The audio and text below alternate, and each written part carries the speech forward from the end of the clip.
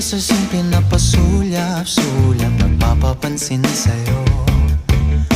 Umabot sa palitan ng mga mensahe, kilig na kilig ako. Kumusta, kain na, hello, magandang umaga. Ingat ka, pahinga, huwag kang masyadong magpupuyat pa. Naramdaman ng puso na dahan-dahan akong nahuhulog sa'yo. Sa kada araw natin na pag-uusap, meron nang